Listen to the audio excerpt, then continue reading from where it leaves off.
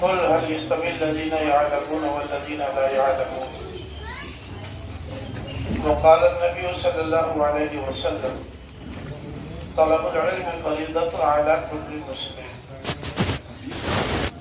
صدر عالی مرتبت جناب ماسٹر ابو سفیان صاحب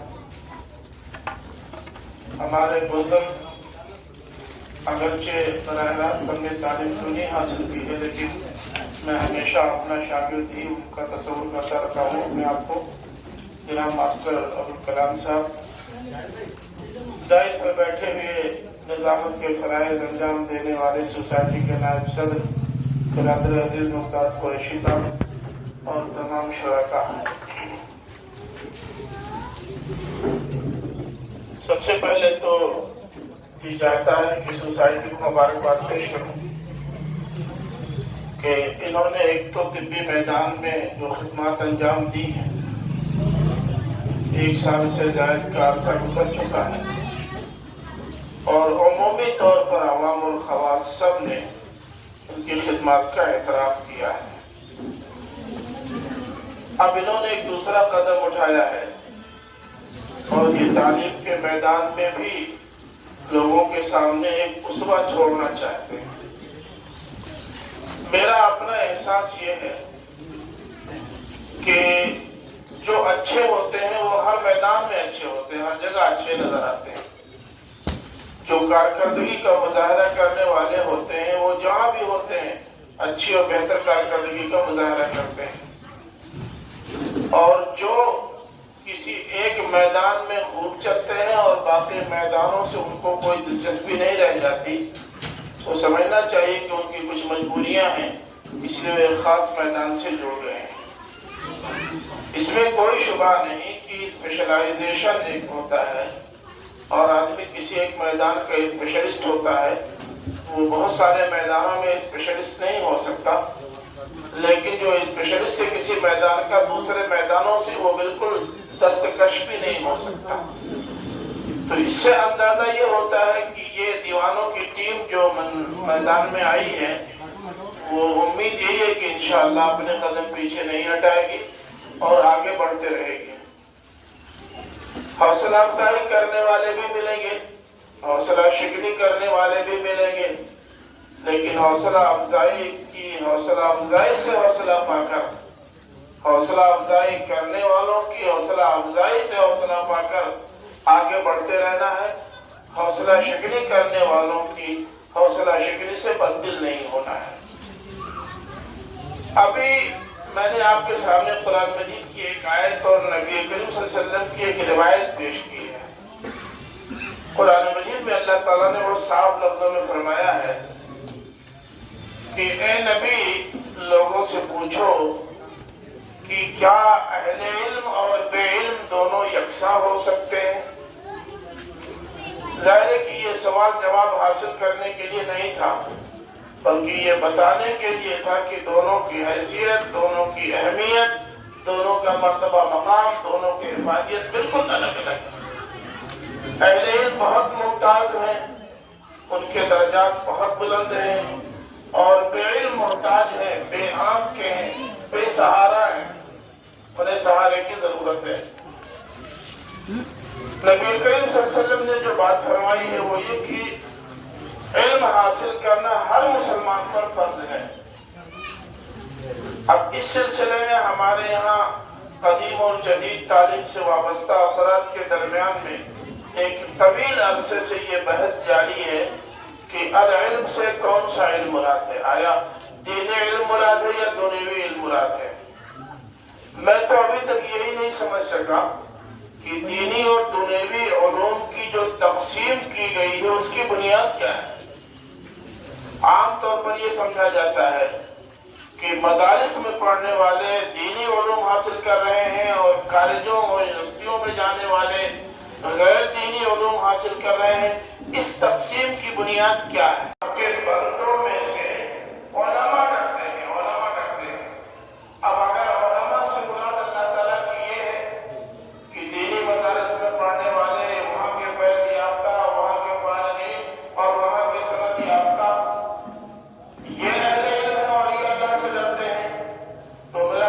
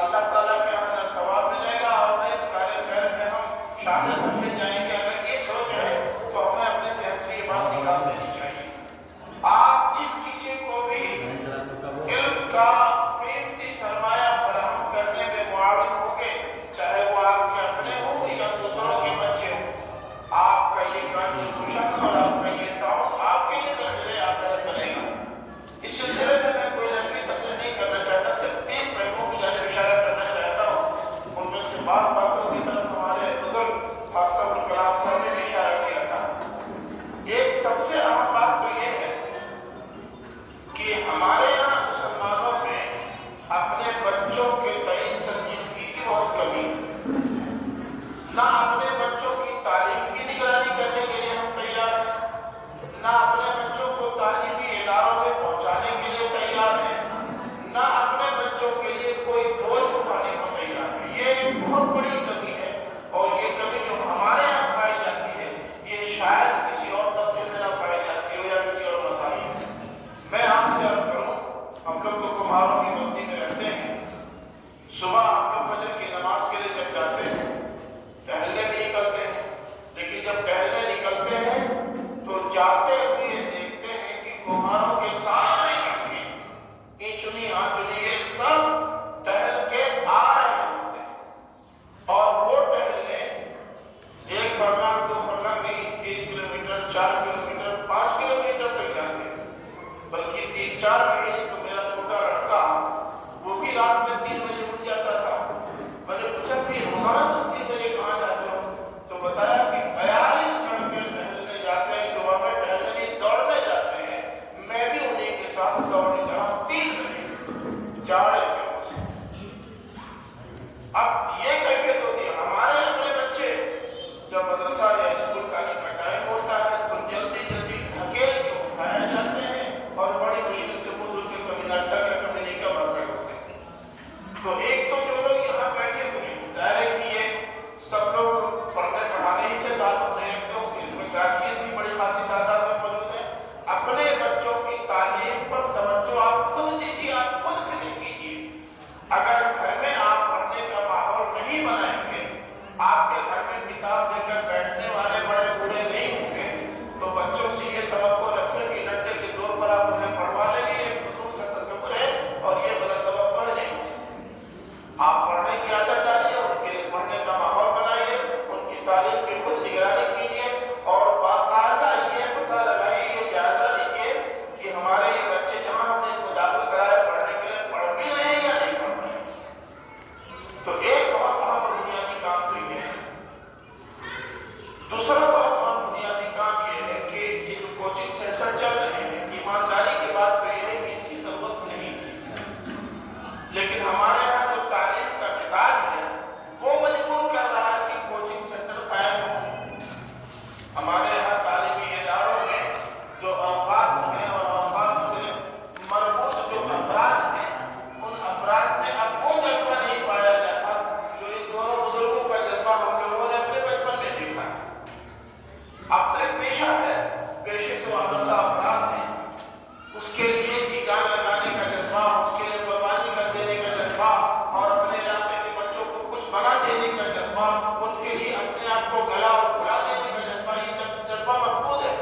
तो जब इस जज्बे से आरी अफराद तालीम के मैदान में होंगे तो इजाफी तौर से आपको उनके लिए इंतजाम करना पड़ेगा और जो लोग इजाफी इंतजाम करते हैं उन्हीं के बच्चे आगे जा रहे हैं, बाकी सबसे इम्तिहान पास कर रहे हैं।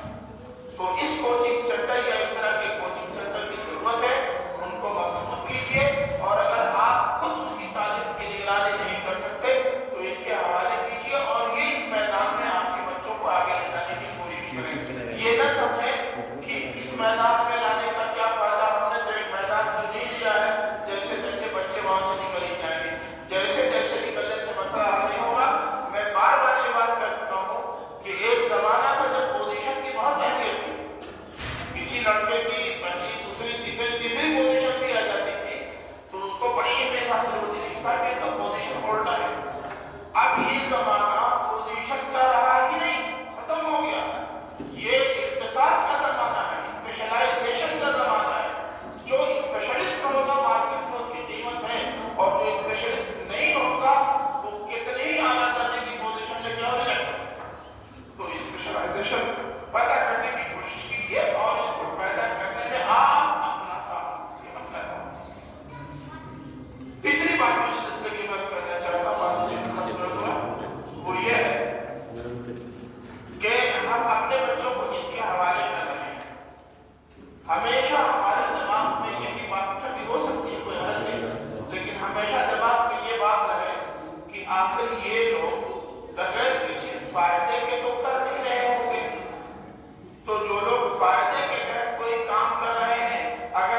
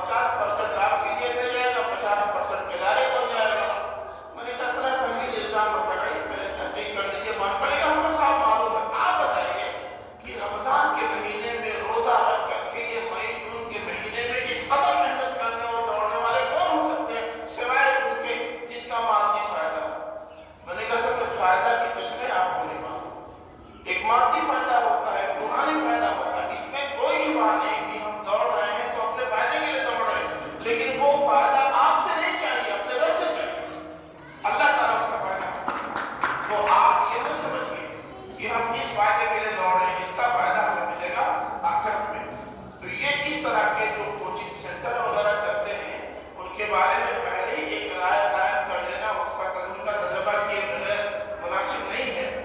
ہو سکتا ہے کہ یہ واقعی مادی فائدے کے لیے اس طرح کے سیکٹر چلا رہے ہیں، اس کا امکان ہے، لیکن اگر مادی فائدہ بھی حاصل کر رہے ہیں اور وہ آپ اور آپ کے بچوں کو کچھ دے رہے ہیں تو لین دین تو چلتا رہتا ہے، کچھ محنت کی بات ہے، لیکن اس کا بھی امکان ہے کہ مادی فائدہ ہونا چاہتے ہوں، اپنے رب کے رضا چاہتے ہوں، اپنے قوم کے بچوں کے لیے بےچین ہوں، ان کے مستقبل کو تابناک بنانا چاہتے ہوں، اس کا بھی امکان ہے۔ اگر ایسا ہے تو یہ آپ کے محسن ہے، اور محسنوں کو محسن کے حصے سے سمجھنا چاہیے، ان کے بارے میں کسی شک و شبہ کا اظہار نہیں کرنا چاہیے۔ بس یہ تین باتیں اس موضوع کی عرض کرنی تھی۔ اگر میری یہ بات آپ کے دل کو لگتی ہے تو آپ کو یہ بات ماننی چاہیے۔ میں یہ کبھی نہیں کہتا کہ اگر ہماری کوئی بات غلط ہوگی تو رد کر دیجیے گا، غلط بولتے ہی نہیں، غلط کیوں ہوگی؟ ہمیشہ صحیح بولتے ہیں۔ تو جو کچھ کا صحیح آپ کے دل کو لگے تو آپ قبول کر لیں، آپ کے دل کو نہیں لگتی تو آپ کی مرضی۔ اور میں اس کا بھی قائل نہیں ہوں کہ اللہ تعالیٰ کہنے سننے سے زیادہ عمل کرنے کی توفیق عطا فرمائے، جی نہیں۔ اللہ تعالیٰ نے فرمایا وَمَنْ أَحْسَنُ قَوْلًا مِّمَّنْ دَعَا إِلَى اللَّهِ وَعَمِلَ صَالِحًا وَقَالَ إِنَّنِي مِنَ الْمُسْلِمِينَ۔ اللہ تعالیٰ کہنے کی بھی توفیق دے، سننے کی بھی توفیق دے، اور عمل کرنے کی بھی توفیق، تینوں توفیق چاہیے۔ بس ان چند باتوں پر میں اپنے گفتگو ختم کرتا ہوں اور آپ سے درخواست کرتا ہوں کہ جو لوگ سماج میں کوئی خیر کا کام کر رہے ہیں آپ ان کے دست و بازو بنیے۔ یہاں بھی